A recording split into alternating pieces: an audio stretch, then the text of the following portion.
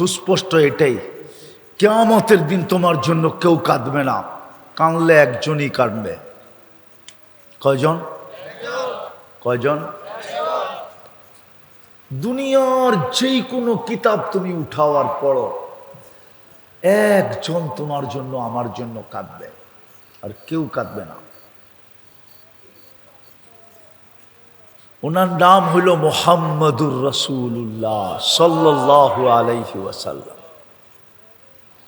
কোন নবীও কোন উম্মতের জন্য কাঁদবে না, কোন রসুলও কোন উম্মতের জন্য কাঁদবে না, ফেরেশতারাও না। সবাই নিজের জন্য চোখের পানি ঝরাবে আর বলবে নফসি নফসি নফসি। কিন্তু তোমার আমার জন্য একজনে কাঁদবে, একজন শুধু চিৎকার দিবে কিয়ামতের মাঠে, উম্মতি উম্মতি উম্মতি, রব্বি উম্মতি উম্মতি, রব আমার উম্মত। বিদায় পায়ে হাত দিয়া বলি, কারো পিছে চলো না, কারো আদর্শের ছোঁয়া নিজের গায়ে লাগতে দিও না। পায়ে হাত দিয়া বলি, এক মুহাম্মদুর রাসূলুল্লাহ আদর্শের ছোঁয়া গায়ে লাগাও। কেউ তোমাকে ওই দিন কাঁদবে না তোমার জন্য, বরং উল্টা হইতে পারে, মান তাশাব্বাহা বিকওমিন, যে যার ভালোবাসা দিলে পোষণ করবে, কিয়ামতের দিন তার সাথে উঠতে হবে, তার সাথে উঠতে হবে, তার সাথে। আমরা তোমাদের হিতাকাঙ্ক্ষী। বাংলাদেশ বাইচা গেছে কেন জানেন? কেন বাইচা গেছে বাংলাদেশ? ভেনেজুয়েলা মাটির সাথে মিশা গেছে, পান্নায়, তারপরেই জাপান, তারপরেই আমেরিকা। আমাদের চারবার ভূমিকম্প আসছে, আলহামদুলিল্লাহ কিছু হয় নাই, আর আমার বিশ্বাস কিছু হবেও না। যতই বলো এই মাটিটা লড়বে চড়বে, কিন্তু পড়বে না, এটা আমার বিশ্বাস। আবার বললেন না যখন পড়বো না তো আমাকে গুনাহ করতে অসুবিধা কি, ঠিক না?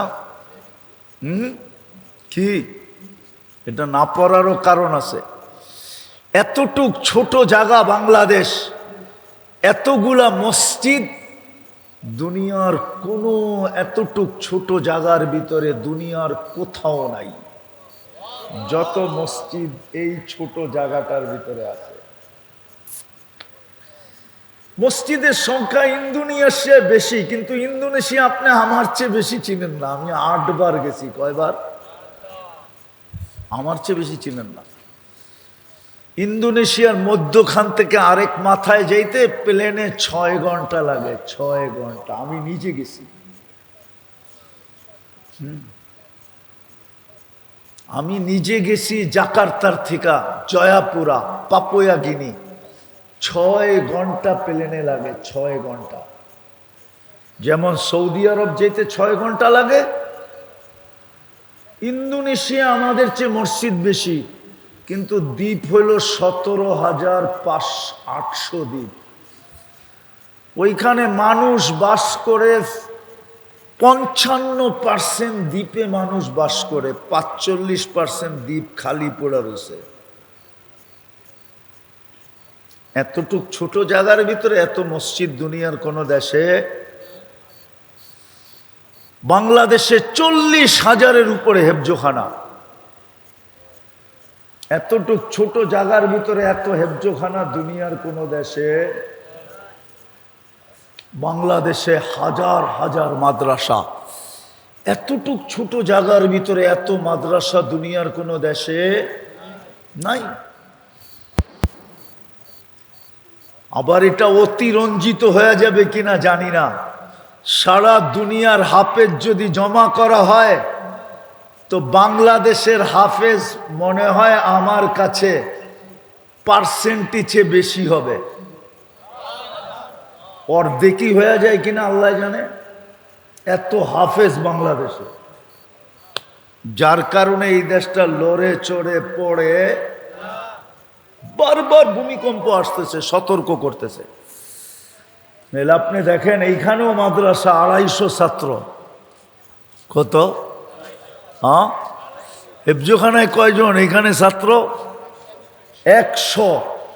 উঠে কয়টায়?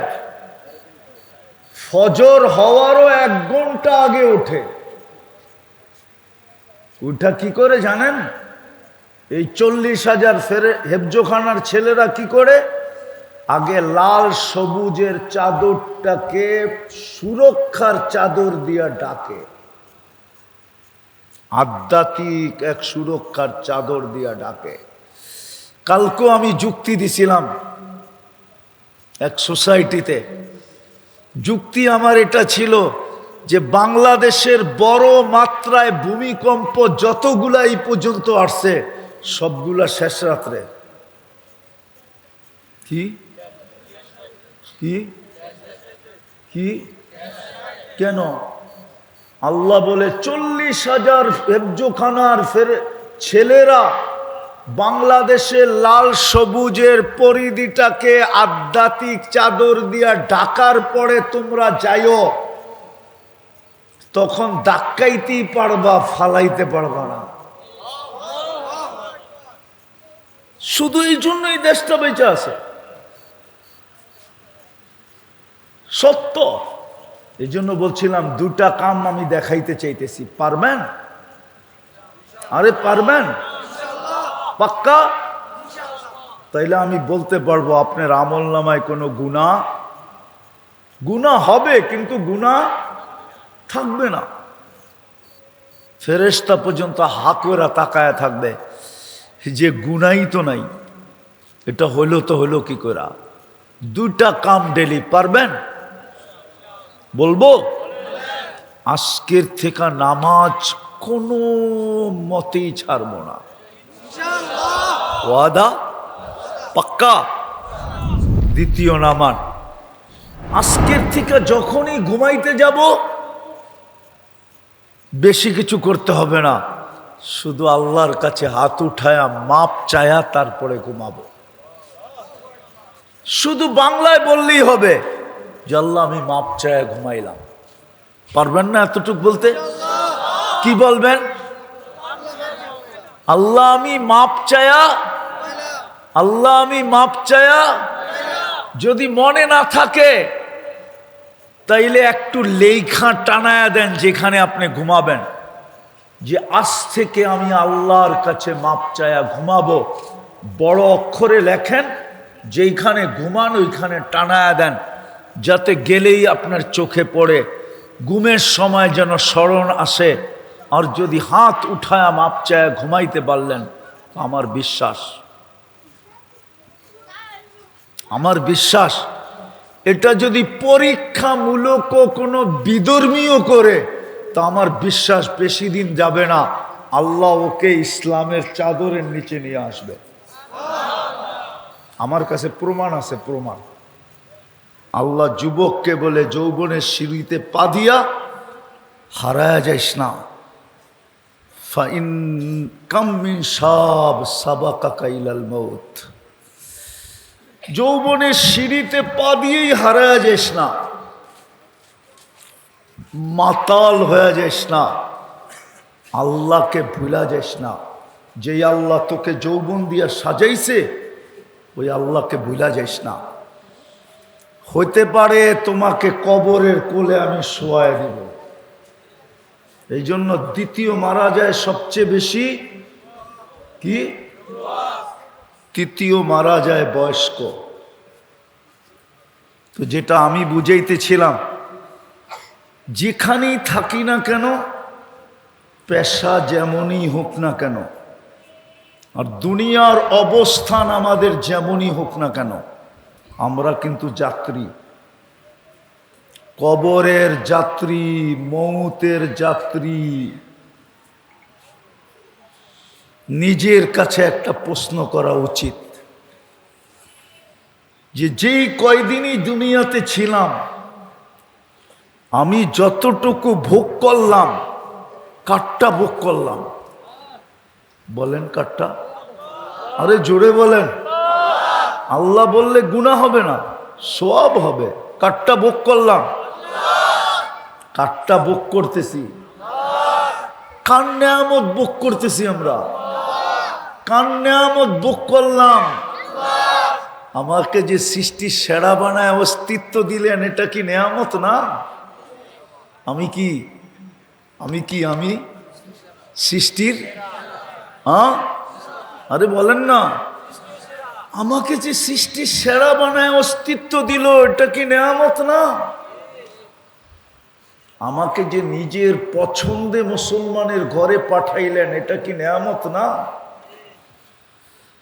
আমাকে যে আল্লাহর পছন্দে উম্মতে মুহাম্মদী বানাইলেন, এটা কি নেয়ামত না? আজকে বুঝে আসবে না, কালকে বুঝে আসবে, কিন্তু কালকে বুঝলে কোনো লাভ হবে না।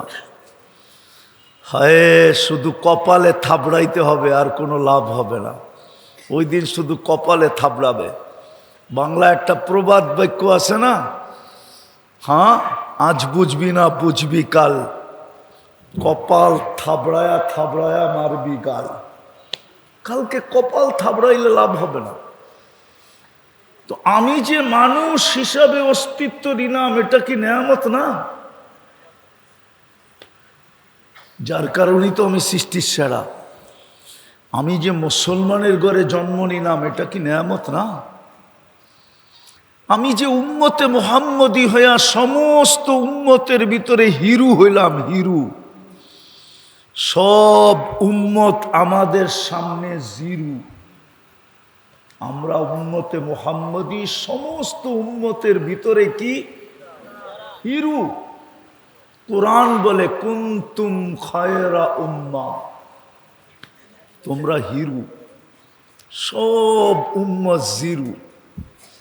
তোমাদের সামনে কোনো মান সম্মান ইজ্জত রাখে না, শ্রেষ্ঠত্ব রাখে না, তোমরা সবচেয়ে শ্রেষ্ঠ। এটা কি নেয়ামত না? বাকি 24 ঘন্টা যেটা ভোগ করি, এটা কি নেয়ামত না? এই জন্যই তো জমিন আল্লাহকে বলে ইয়াকুল রিজকা কাওয়ায়াসিক, আল্লাহ রিজিক তোমার খায়, আর কিভাবে তোমার নাফরমানি করে। ইয়ানদুর বিআইনিকা ওয়ায়াসিক, আপনার দেওয়া দৃষ্টি দিয়া দেখে আর আপনার নাফরমানি করে। দৃষ্টি কে দিছে? দৃষ্টি শক্তি কে দিছে? যার দৃষ্টি নাই, ওর দুনিয়াটা কি কি ওর দুনিয়াটা অন্ধকার। ও জানে না ওর মার চেহারা কিরকম, ও জানে না ওর মার রং কিরকম, ও বিয়ে করলো জানে না স্ত্রীর চেহারা কিরকম, স্ত্রীর রং কিরকম। হায় হায়, অন্ধ যদি বিয়ে করে, কোনো অন্ধ থাকলে আমার কথা একমত হবে, ও প্রতি রাত্রেই বলে, শরীরের স্ত্রীর গায়ে হাত বুলায় আর বলে, হায় দুটা চক্ষু যদি থাকতো, আর আমি তোমাকে যদি দেখতাম যে তোমার রংটা কিরকম। দৃষ্টিশক্তি কে দিল? জমিন তো এটাই বলে ইয়ানদুর বিআইনিকা ওয়ায়াসিক। আল্লাহ এত বড় কলিজা ওদের, দৃষ্টিশক্তি আপনি দিলেন আর আপনার নাফরমানি করে। ইয়াসমাউ বিউজুনিকা ওয়ায়াসিক, আপনার দেওয়া শ্রবণ শক্তি দিয়া শুনে আর আপনার নাফরমানি করে। ইয়াতাকাল্লাম বিলিসানিকা ওয়ায়াসিক, নয়নপুরের ফরিদপুরে পাওয়া যাবে বাকশক্তিহীন লোক, পাওয়া যাবে। পাওয়া যাবে না? বোবা পাওয়া যাবে না? নাই এই এলাকায় বোবা? ও জানে ওর কাছে কি নাই। ও যখন বলতেও পারে না, ও কানেও শোনে না। ওর দোষ একটা না, শুধু বলতে না পারা এটা ওর দোষ না। বোবারা কানেও শোনে না, কানে শোনে না। জমিন তো এটাই বলে, বাকশক্তি দিলেন, ও আপনার নাফরমানি করে কি করা। ইউমাইজ বিআকলিকা ওয়ায়াসিক। বাংলাদেশে সদয়মান লোকের অভাব নাই, সমাজ সেবকের অভাব নাই, ঠিক না? অভাব আছে কি? অভাব? পোস্টার দেখলে তো মনে হয় অভাব নাই, ঠিক না? এটা তো ফ্যাক্টরির এলাকা, ঠিক না? ঠিক না? আজ পর্যন্ত কোনো ফ্যাক্টরিতে দেখছেন কোনো অন্ধকে কর্ম দিতে? দিছে? কোনো প্রতিবন্ধী? কেন? এরাও তো মাঝে মাঝে পোস্টারে লেখে আমরা সমাজ সেবক। তাইলে অন্ধকে চাকরি দেওয়া কি সেবা হইতো না? না হইতো না? হইতো? বোবাকে চাকরি দেওয়া কি সেবা হইতো না? প্রতিবন্ধীকে চাকরি দেওয়া কি সেবা হইতো না? ওই ওলামাদেরকে জিজ্ঞান, সবচেয়ে বড় সেবা হইতো। আগে আমাদের দেশে নিয়ম ছিল, নিয়ম, কোডে কোনো পাংখা হইতো না, কোডে কোনো গুড়ার ফ্যান হতো না। জজের মাথার উপরে একটা বড় মোটা চট লাগানো থাকতো, আর অন্ধ বৈশা বৈশা রশি টানতো, ওটা দিয়ে জজের গায়ে বাতাস হতো। এখন তো ইলেকট্রিক ফ্যান আইসা ওইটাও বাদ হয়ে গেছে। আমি মিথ্যা বলতেছি না, চোখে দেখা বলতেছি। আমার মনে আছে আমি ছোটবেলা নওগাঁ জজে দেখছি, নওগাঁ কোডে দেখছি। নওগাঁ চিনেন? এইখানে নওগাঁর মানুষ পাওয়া যাবে। নওগাঁ কোডে দেখছি আমি,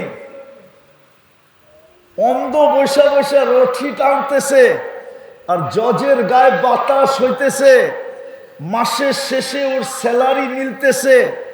অন্ধ হইলে কি হবে? ওর পরিবার চলতেছে।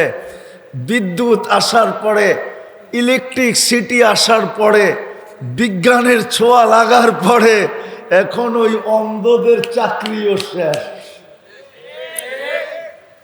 কমসে কম 500-700 অন্ধের চাকরি হইতো। বাংলাদেশে 850 জজ আছে, কমসে কম 850 অন্ধের চাকরি হইতো, ওইটাও শেষ। জমিন তো এটাই বলে, আল্লাহ দৃষ্টিশক্তি আপনার, ও নাফরমানি কি করে আপনার? বাকশক্তি আপনার, ও নাফরমানি করে কি করে আপনার? জমিন বলে আমার বুঝে আসে না, কি করে? মেধা দিলেন আপনি, নাফরমানি আপনার। আতাইতাহুল আকলু ইউমাইয়িজ, আপনি ওরে আকল দিলেন, মেধা দিলেন, ও ভালো মন্দ বোঝে। ওকে 9-6 বুঝানো যায় না। কেউ বুঝাইতে চাইলেও ও কয়, তুই আমাকে কি পাগল মনে করছস? আমি বুঝি না তোর 9-6। তো জমিন বলে আল্লাহ মেধা দিলেন আপনি, ও আপনার বিরোধিতা করে কি করে? আমি লম্বা করব না, ইসলাহি প্রোগ্রাম তো শর্টেই শেষ করে দেব, উঠাউঠি না করি। আর ওয়েদারটাও মোটামুটি আল্লাহ ঠান্ডা করে দিয়েছেন বৃষ্টি দিয়া। যদি বৃষ্টি না হইতো তাহলে গরম আরো বেশি হতো, ঠিক না? আজকের প্রোগ্রাম মনে হয় কবুল, যদিও প্রোগ্রাম আলারা একটু মনে মনে খেপে গেছে আর কি, যে এত সুন্দর করে সাজাইলাম, বৃষ্টিটা সব কি করে দিল? ডাকায় শব্দ বলবো, সব বাজ্জা করে দিল। বাজ্জা বোঝেন? সব নষ্ট করে দিল। না না না না, আল্লাহ ওয়েদারটাকে ঠান্ডা করার জন্য বৃষ্টি দিছে।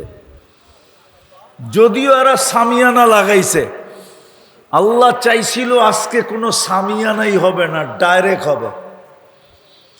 আমি উপর থেকে ডাইরেক্ট দেখবো, আর এরাও মাঝে মাঝে উপরে তাকায় আমারে ডাইরেক্ট দেখবো।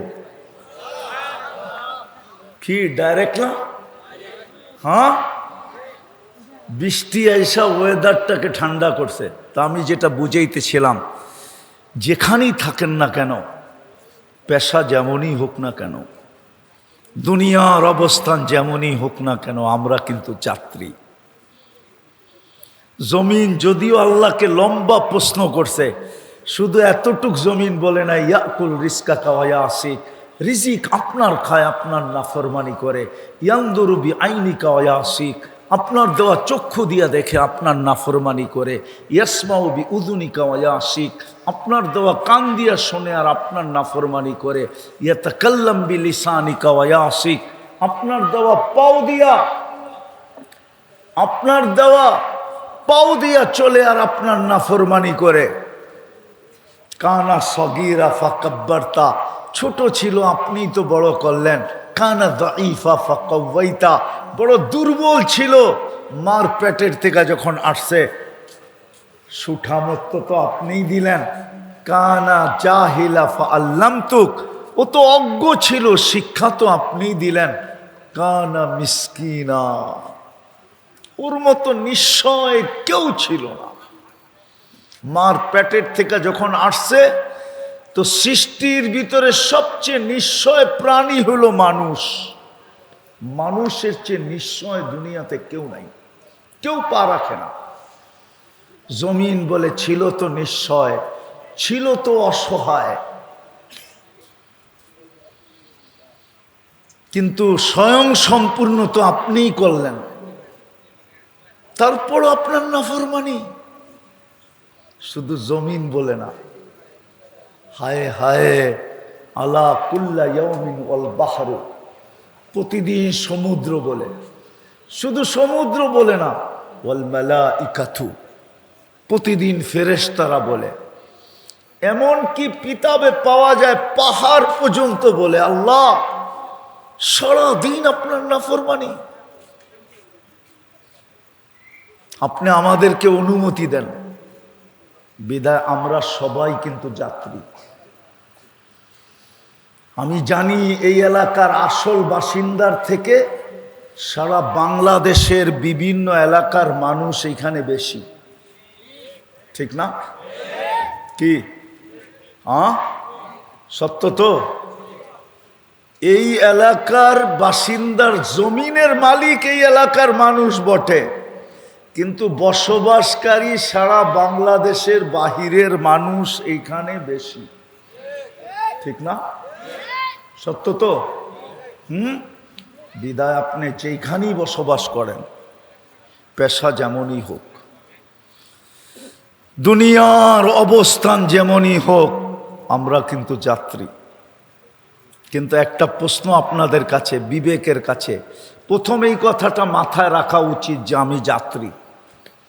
তারপরে নিজেকে প্রশ্ন করা উচিত যে আমি যে চলে যাব আমার প্রস্তুতি কতটুকু। বলবেন প্রস্তুতির প্রয়োজন কেন? এটাও বলে দিতেছি, কিন্তু প্রস্তুতির প্রয়োজন কেন? কেননা আপনি আর আমি যতটুকু ভোগ করি, আপনি আর আমি যতটুকু ভোগ করি, আল্লাহর নিয়ামত যতটুকু ভোগ করি, রব্বে কাবার কসম কোন সৃষ্টি তার কোটি ভাগের এক ভাগও ভোগ করে না। 10 ভাগের 1 ভাগ না, 100 বা 1000 ভাগের 1 ভাগ না, লক্ষ ভাগের 1 ভাগ না, কোটি ভাগের 1 ভাগও ভোগ করে না। যদি কোনো সৃষ্টি ভোগ করে, আপনার আর আমার জন্য করে, নাইলে ওর ভোগের কোনো দরকার ছিল না। হায় হায়, গরুকে মানুষ বাদামও খাওয়ায়, দামি দামি খাওয়ায়, শুধু মোটা তাজা করার জন্য। যত ওয়েট বেশি হবে তত দাম বেশি হবে, তত আমার জেব বেশি ভরবে। যত চর্বি হবে তত গোশতে কি, আরে কয়টা কেন, তত গোশতে মজা হবে। শত শত আইটেম আমরা পাক করে খাবো, কোনো সৃষ্টি ভোগ করে না। বিদায় আপনাকে আমাকে চিন্তা করা উচিত আমার প্রস্তুতি কতটুকু। প্রথমেই বলছি যেই কোনো সময় চলে যেতে পারি, প্রস্তুতি কতটুকু,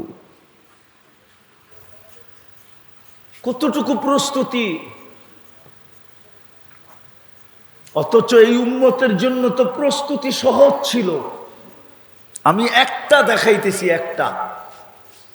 কেউ যদি এই মহররমের 2টা রোজা রাখতো, তো নাকে তেল দিয়া ঘুমাইতে পারত।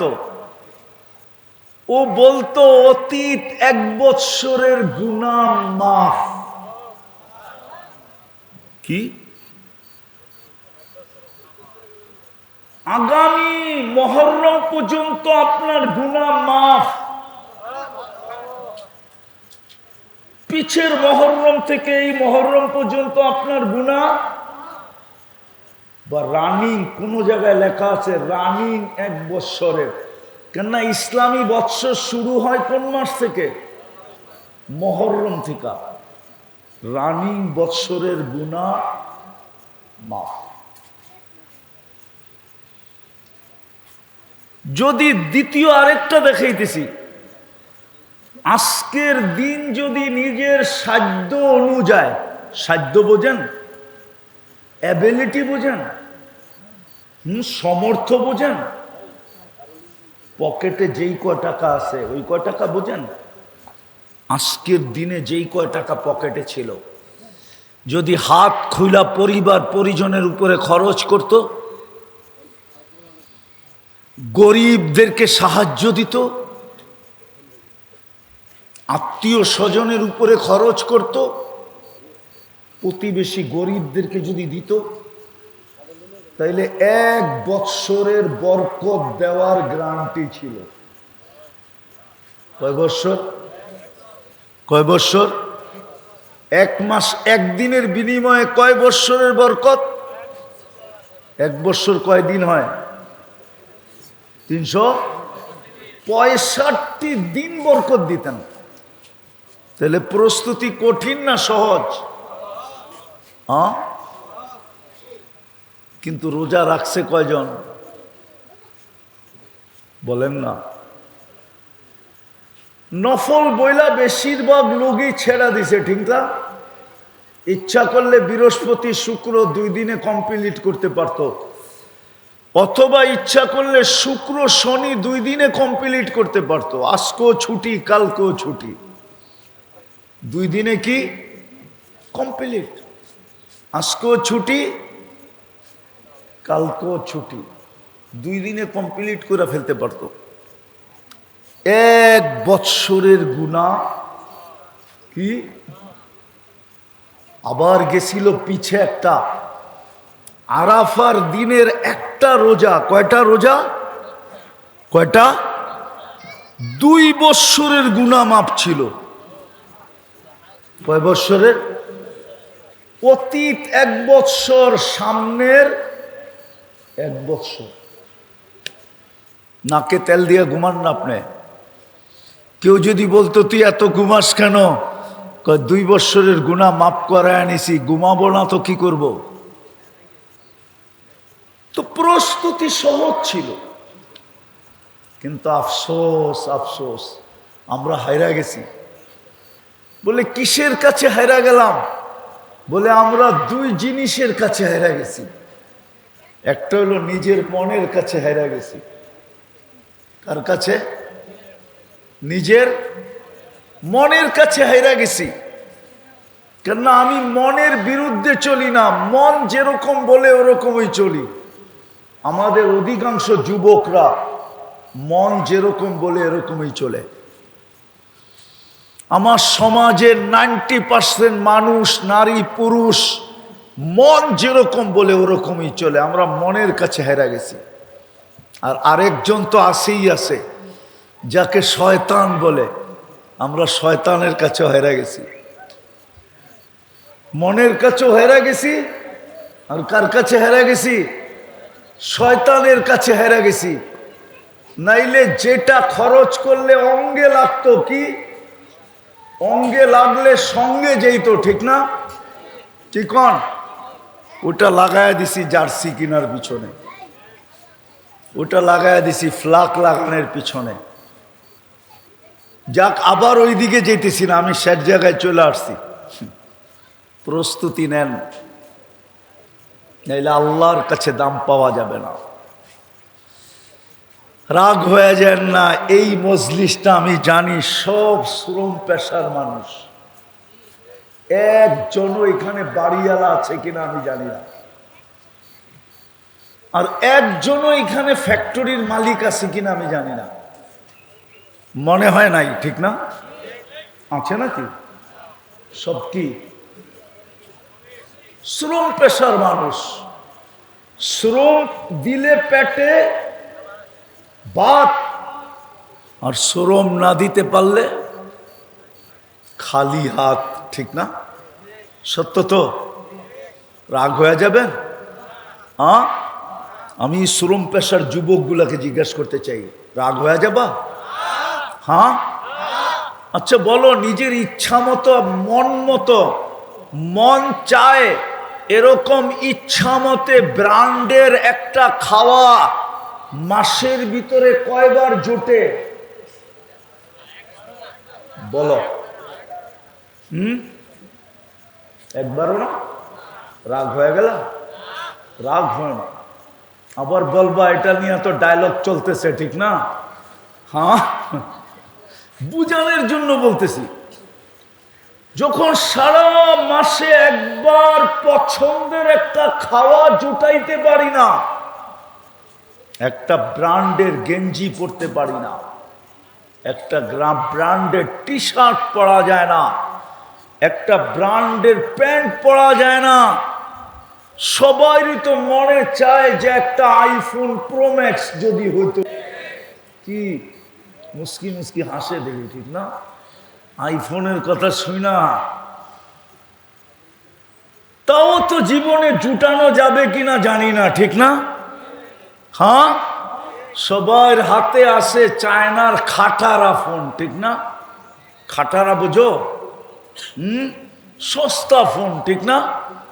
তাহলে দুনিয়া তো যদি পছন্দের কিছু না পাইলাম আর প্রস্তুতিও না নিলাম, আখেরা তো যদি হারায় ফেললাম, তাইলে কি আল্লাহর রসুলের চোখের পানি আরো বেড়ে যাবে?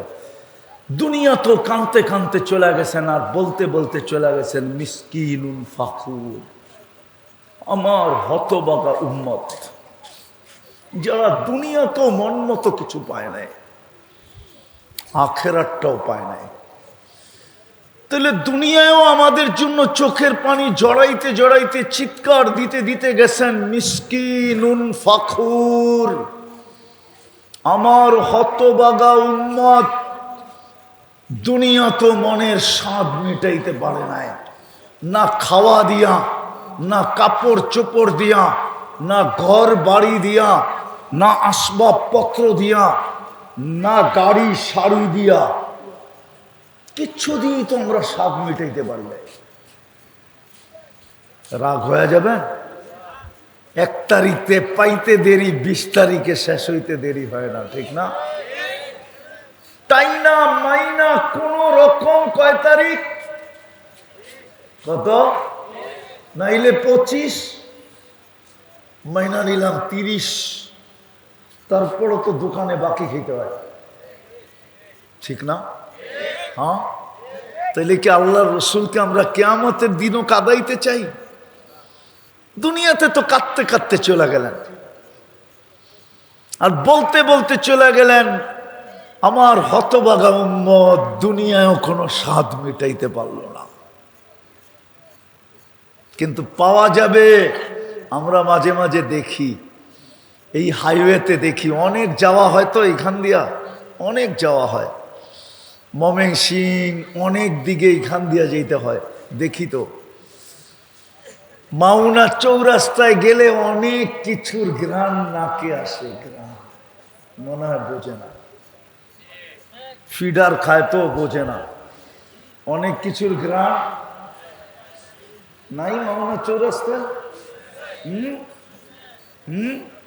কিন্তু খালি ঘ্রাণই নাকে আসলো, আজ পর্যন্ত যাওয়া হলো না, ঠিক না? খাওয়া তো দূরের কথা, ঢুকাই হলো না। আল্লাহর রসুল কাঁদতে কাঁদতে চলে গেলেন। আমরা কি কালকেও ওনাকে কাঁদাইতে চাই?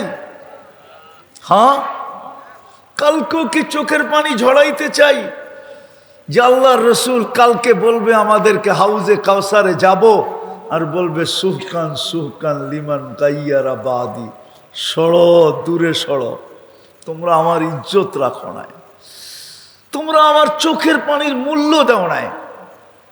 এই জন্য আমি পায়ে হাত দিয়া বলবো, আসেন দুটা জিনিস মনে রাখি, মাথায় রাখি, আমি কিন্তু যাত্রী।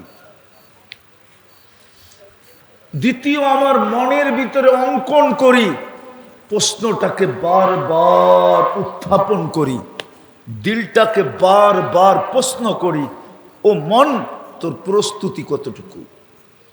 তুই যে আল্লাহর নেয়ামত ভোগ করতেছিস, যেটা আমি দেখাইলাম, অস্তিত্বটা একটা নেয়ামত, মুসলমানের ঘরে আসা একটা নেয়ামত, উম্মতে মোহাম্মদী হওয়া একটা নেয়ামত, চোখের দৃষ্টিশক্তি একটা নেয়ামত, কানের শ্রবণ শক্তি একটা নেয়ামত, বাকশক্তি একটা নেয়ামত, ব্রেনটা ভালো থাকা একটা নেয়ামত, দিলটা ঠিক থাকা একটা নেয়ামত, এই শরীরের পূর্ণতা এক একটা নেয়ামত, অবর্ণনীয় নেয়ামত। কালকে যে আমার থেকে প্রশ্ন করা হবে, লাতুস আলুন্না আনিন নাইম, প্রত্যেক নিয়ামতের থেকে প্রশ্ন করা হবে। যদিও কোরআন বলছে একটার হিসাব তুই মিলাইয়া দিতে পারবি না। যুবক, যতই তুমি বাহাদুরি দেখাও, একটা নেয়ামতের হিসাব তুমি মিলাইয়া দিতে পারবে না। দেখাবো? আরে দেখাবো। দৃষ্টিশক্তি কয়টা নেয়ামত? কয়টা? কয়টা? আজ পর্যন্ত কোনো যুবক বলতে পারবে যে ও কতবার দেখছে, কি কি দেখছে? পারবেন?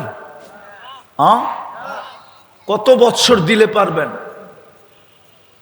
কত বৎসর সময় দিলে পারবেন বলেন? কোরআন বলছে 50,000 বৎসর দিলেও তুই পারবি না। খমসিনা আলফা সানা মিম্মা তাউদ্দুন।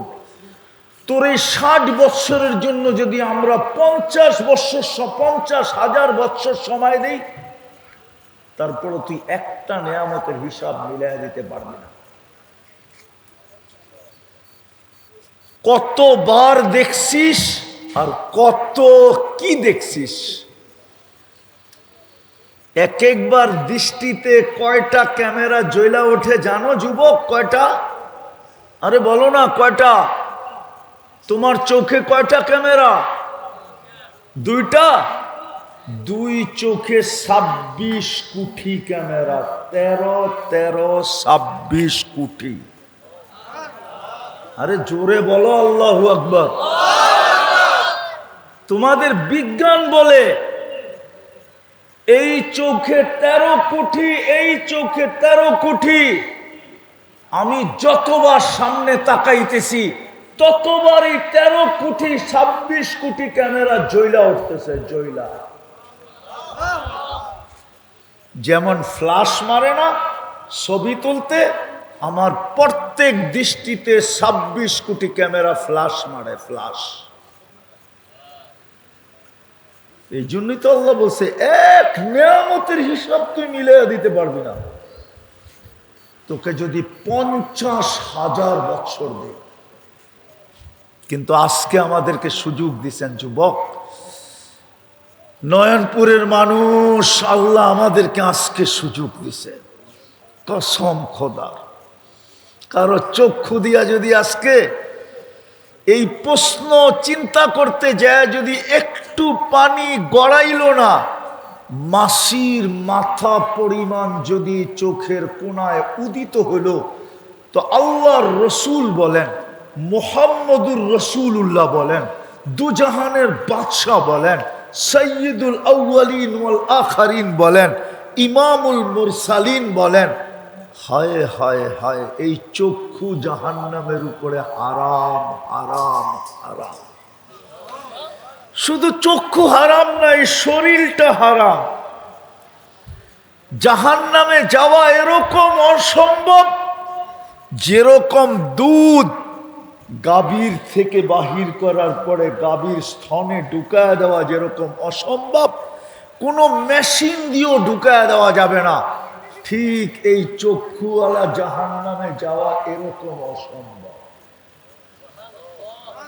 যদি আজকে চিন্তা করতে চাই, একটু পানি উদিত করতে পারি।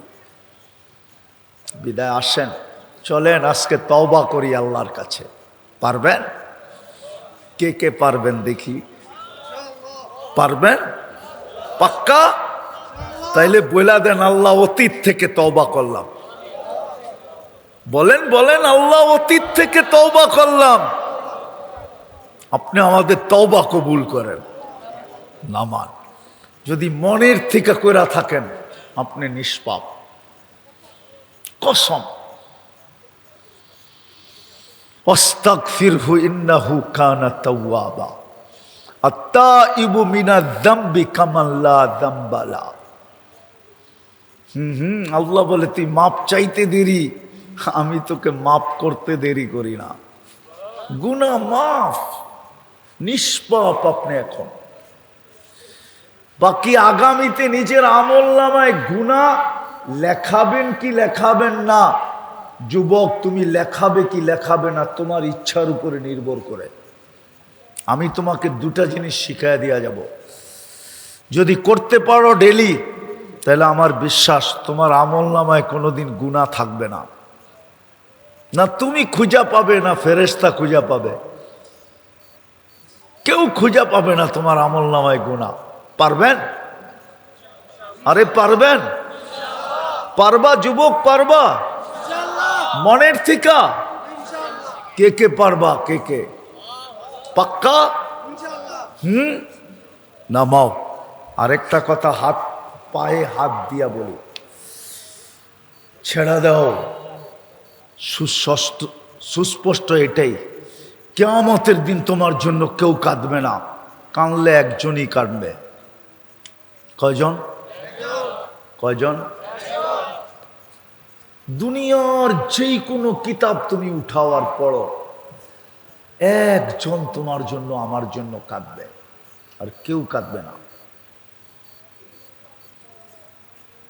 ওনার নাম হইল মুহাম্মাদুর রাসূলুল্লাহ সাল্লাল্লাহু আলাইহি ওয়াসাল্লাম। কোন নবীও কোন উম্মতের জন্য কাঁদবে না, কোন রসুলও কোন উম্মতের জন্য কাঁদবে না, ফেরেশতারাও না। সবাই নিজের জন্য চোখের পানি ঝরাবে আর বলবে নফসি নফসি নফসি। কিন্তু তোমার আমার জন্য একজনে কাঁদবে, একজন শুধু চিৎকার দিবে কিয়ামতের মাঠে, উম্মতি উম্মতি উম্মতি, রব্বি উম্মতি উম্মতি, রব আমার উম্মত। বিদায় পায়ে হাত দিয়া বলি, কারো পিছে চলো না, কারো আদর্শের ছোঁয়া নিজের গায়ে লাগতে দিও না। পায়ে হাত দিয়া বলি, এক মুহাম্মদুর রাসূলুল্লাহ আদর্শের ছোঁয়া গায়ে লাগাও। কেউ তোমাকে ওই দিন কাঁদবে না তোমার জন্য, বরং উল্টা হইতে পারে। মান তাশাব্বাহা বিকওমিন, যে যার ভালোবাসা দিলে পোষণ করবে, কিয়ামতের দিন তার সাথে উঠতে হবে, তার সাথে উঠতে হবে, তার সাথে। আমরা তোমাদের হিতাকাঙ্ক্ষী। বাংলাদেশ বাইচা গেছে কেন জানেন? কেন বাইচা গেছে বাংলাদেশ? ভেনেজুয়েলা মাটির সাথে মিশা গেছে, পান্নায়, তারপরেই জাপান, তারপরেই আমেরিকা। আমাদের চারবার ভূমিকম্প আসছে, আলহামদুলিল্লাহ কিছু হয় নাই। আর আমার বিশ্বাস কিছু হবেও না।